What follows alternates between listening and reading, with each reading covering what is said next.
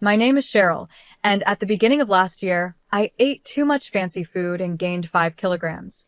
Now I'm 49 years old and trying to lose weight before the holidays. My plan is to lose 5 kilograms now so that if I gain it back during the holiday season, it won't be a big deal, right? You must be kidding, there's so much delicious food from Christmas to New Year's. It's a happy problem to have. I'll probably end up buying myself Valentine's chocolates too. Oops, I'm already drooling. Looks like I'm going to gain weight again this year. Oh well. Today, I have a story from winter that I'd like to share with you. It's about something that happened when I was 28 years old. After dating for several years, my boyfriend Paul and I got engaged, and I introduced him to my parents. This was the so-called marriage greeting. My parents liked Paul, and everything was supposed to go smoothly. But then my older sister Laura, who is 3 years older than me, came home from work and there was an issue. She became fixated on Paul. It's strange, but when you're sisters, you can sense each other's feelings. I could tell right away that she had fallen in love with Paul the moment she saw him. I hoped it was just a fleeting crush, but when she shook his hand, she blushed and held on a little too long. Even when she talked to him, there was this dreamy look in her eyes. I didn't think it was right for her to act like that toward my fiancé, but maybe she didn't even realize she was doing it. Emotions can be hard to control, so I decided to pretend I didn't notice, hoping my sister wouldn't act on her feelings. However, after Paul left, my sister, fresh out of the bath and still wrapped in a towel, confronted me.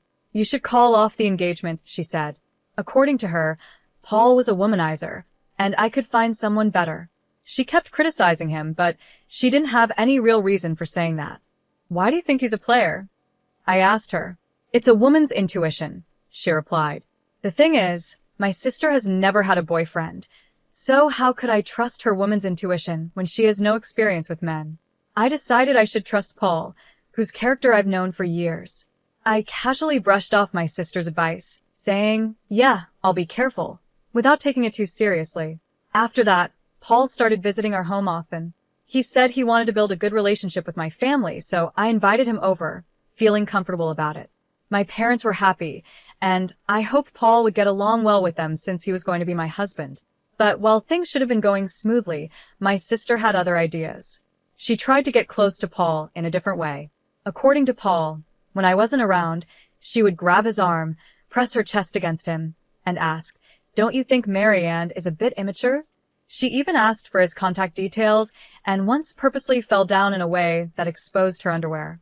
Paul said it was so over the top that it was actually funny, but I would have been worried if he was the kind of man to take it seriously. My sister believed she had a chance because Paul couldn't directly reject her since she was my sister. Every time they met, she would approach him with a sweet voice, saying, "Hey." It started with her falling in love at first sight, but it didn't help that Paul worked for a big company, which made him even more appealing to her. She told me, "He's reliable, has a face I like, and seems like the kind of man who can provide security for the future." She was completely taken by him. My parents saw all of this happening, but said nothing. In fact, it wasn't unusual for them to stay quiet when it came to my sister's actions. Honestly, she's always been the type who struggles with things. For example, if she's asked to warm up food, she might accidentally use a plastic dish that isn't heat-resistant, and it melts. She wasn't good at studying, either, or at sports. She often skipped swimming class by making excuses like hurting her foot, feeling unwell, or having skin problems. She wasn't great at schoolwork, sports, or even household chores. And to be honest, she's not particularly good-looking either.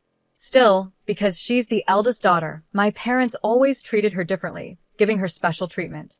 They even quietly pushed the responsibility of supporting her onto me. I was constantly told to make sure she stood out, but without drawing attention to myself. It felt unfair to be treated so differently as siblings, but I guess my parents saw her as someone who couldn't do much on her own and felt sorry for her. On the other hand, I've always been the type to do things quickly and efficiently.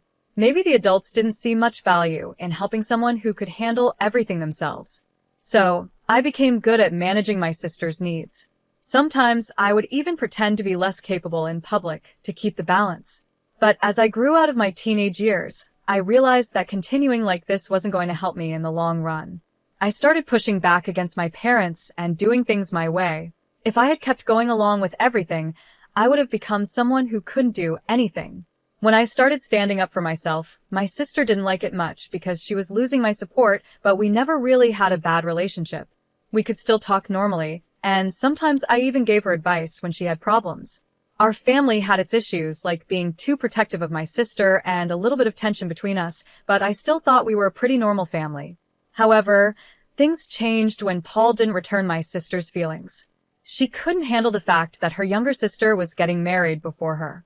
The night before my wedding, my sister blurted out to our parents, "I can't accept that my younger sister is getting married before me." My dad tried to calm her down, saying, "Don't worry, Laura.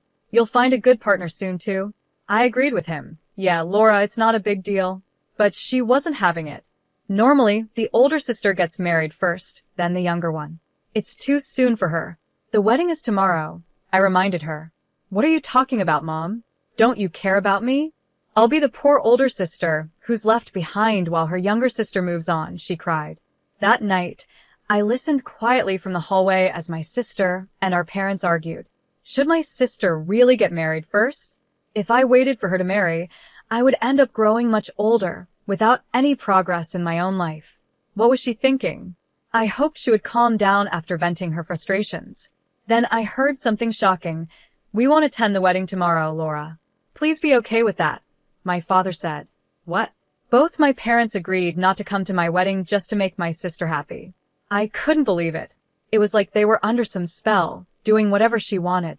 This went way beyond simply indulging her. Even then, my sister sighed, still not fully satisfied. "Fine, I'll compromise. Let her have a wedding that nobody acknowledges."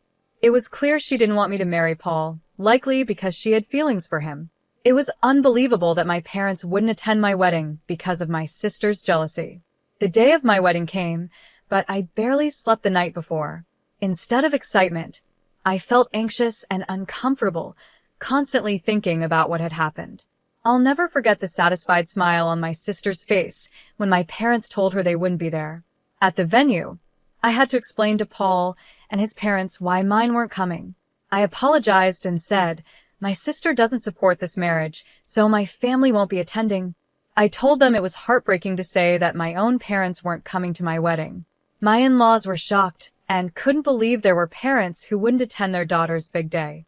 After hearing my story, they stayed silent for a while. The mood felt so heavy, but then my mother-in-law gently took my hand, and my father-in-law placed his hand on top of ours. "Remember, your family is here with you. Don't let this day be a sad one. Come on. Why don't you smile?" my mother-in-law said warmly. Her words made me tear up. Paul, seeing me cry, softly stroked my head and said, "Ashley, I'm your husband now, so please stop saying that your family isn't here." My in-laws and Paul quickly tried to cheer me up, jokingly telling me not to cry because my makeup would smudge. Then, my mother-in-law looked at me with kindness and said, "Ashley, I know things are hard with your family back home, but this is the start of a new life. Let's build your own family together." Even though I felt abandoned, her words and her strong embrace gave me comfort. Paul and my father-in-law joined in with hugs, and I told myself that everything would be okay. Like my mother-in-law said, this was a new beginning. I promised myself that I would build my own happy family, and on that day, I officially married Paul. 18 years have passed since that day. In that time, Paul and I had a daughter and 3 sons. Our daughter is capable and looks after her 3 mischievous brothers, who sometimes turn the house upside down. I surprise even myself with how often I end up shouting, "Stop it now." Paul's career has been going well, we bought a house, and we've been living a stable life. But then, something unexpected happened. My father, mother, and sister showed up at our house. After the wedding, I had kept my distance from them and hadn't given them our new address. Yet somehow they found us and came unannounced. When they appeared, instead of a warm, long time no see, the first words out of my mouth were, "What do you want?" "I need a favor from you," my sister said. My parents added, "It's something only you can do for us," looking at me with serious expressions. I had no idea what they could possibly want after 18 years of silence. Half curious and half afraid, I wondered what was going on. I stayed quiet as my mom spoke up. "We want you to give Paul to your sister." "What?" Both Paul and I were stunned by her words. "Wait a minute," What do you mean I need to give Paul away? I asked sharply. My parents both looked away, guilty, while my sister stood there, smug and proud. She's still single, and she's turning 45 this year. That's a problem, my father said. His words made no sense to me, and Paul looked just as confused. Actually, my father continued, the company she worked for recently went out of business, and she's unemployed now. It's tough. We're worried about her future, being single and without a job. We hope you understand. Since you're sisters, you should feel the same way. In my mind, I thought, no, I definitely don't think so, but I stayed silent, waiting to see what they would say next. I was getting frustrated with how slowly my father was speaking, but I held back from saying anything, eager to hear his point. She's always liked Paul, and she's still alone because of it. You've had your time with him. Could you let her have him for the rest of her life? What? Paul and I were speechless. My parents kept pleading, please, while my sister stood there confidently, certain she would get what she wanted. Given how my parents always catered to her, it made sense that she believed this, but the request was outrageous. As I put my head in my hands, Paul pulled me aside and whispered, this could actually be a chance. A chance? What do you mean? I asked. Well, remember that joke you made when you were drunk? It's like it's coming true, he said with a small grin. Then, should we go with it? I asked. We stood up and turned back to face my sister and parents. Do you really love Paul that much? I asked. My sister was caught off guard. She blinked in surprise and repeated, yes, yes. I've loved him all this time. Wow, that's some serious love, I said. You've been in love with him for 18 years, even though he's married to me? Yes, she said. It's been so painful watching you and Paul together. It should have been me. Paul and I could barely hold back our laughter at her serious tone. I took a deep breath and said, all right, I give up. If you love him that much, I'll step aside. My parents were shocked. My mom quickly asked, really? Don't you love Paul too? No, actually, I said, looking at Paul. To be honest, I've always liked Laura. Paul played along, turning to my sister and saying, yeah, I've always liked her too. My sister's face lit up with joy. Really? She asked, her face flushed with excitement.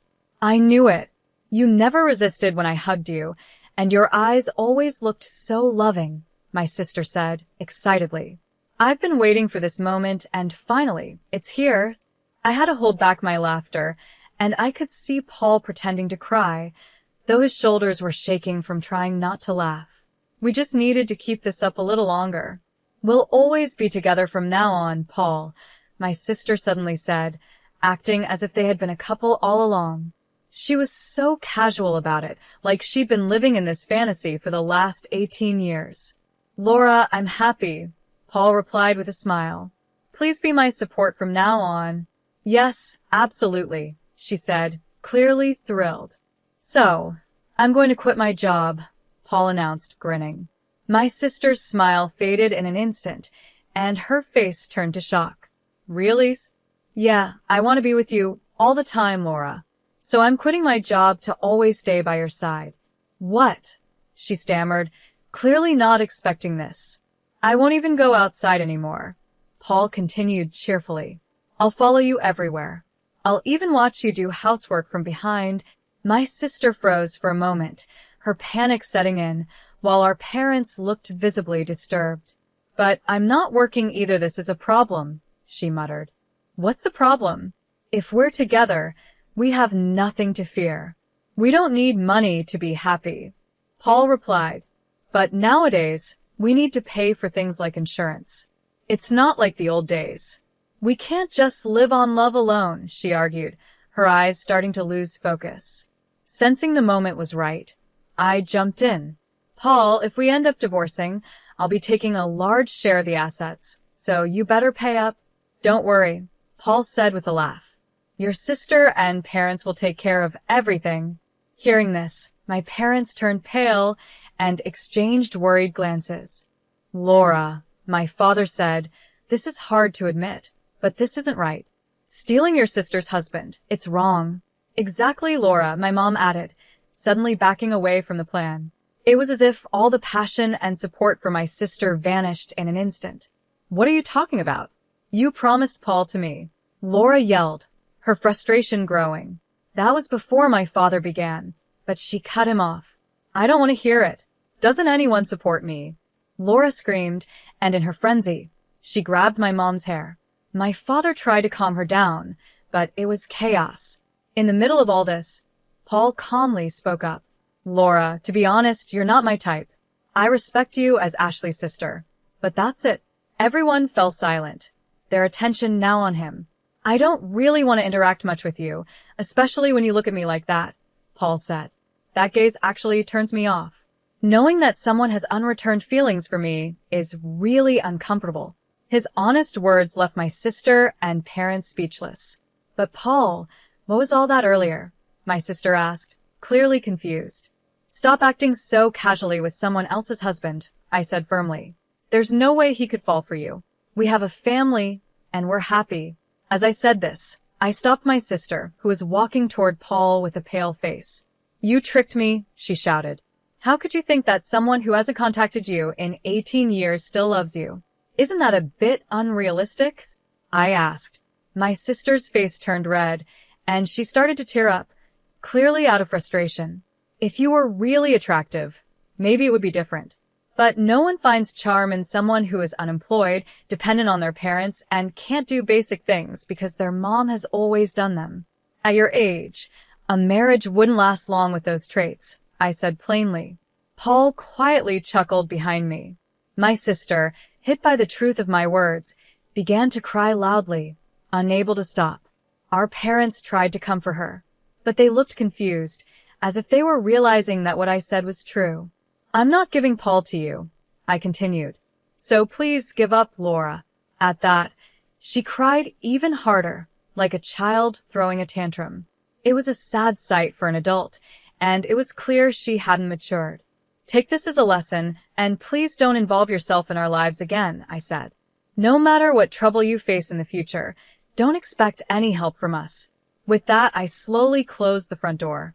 When my children asked what happened, I simply said, "It's Halloween season, and it seems a ghost came early." My eldest suggested we exorcise the spirit, but I stopped the idea, though it did feel like there was a ghost wailing outside as my sister continued to cry. 6 years passed, and she's still single. She found a job but got fired for inappropriate behavior, and she caused trouble by rushing into a marriage that didn't work out. Now, she's banned from matchmaking events and seems likely to stay single for life. My parents, despite being tired, are still working part-time jobs to save money for her. They've probably realized they can't rely on her to take care of them in the future. Hopefully, they now understand the consequences of spoiling her all these years. I spend my days as a homemaker without having to worry about school fees for my kids, thanks to my smart children and my husband, who has a stable job. Sometimes, I wonder if working outside the home would help me burn off the extra calories I gained during the holiday season from eating too much. My daughter, who is already slim, is entering her growth phase and has been talking about wanting to go on a diet. I'm trying to convince her not to. "You can think about dieting when you're older, like me," I tell her. My 3 sons love dancing and recently showed off their skills at a local event, where they won several awards. They proudly say, "We're going to be in Pearl Jam one day." So, I really hope Pearl Jam stays together until they grow up. We regularly get visits from my in-laws, who are as dear to me as my own parents. We always enjoy delicious meals together. When the kids have their spring break, we plan to take a trip to a spa, and I'm excited about spending some quality time together. Although there were many challenges before marriage, my life since then has been filled with happiness. The bonds within our family have grown stronger, and I'm grateful for the love we share. I hope everyone stays healthy and lives long so we can continue to make precious memories together as a family.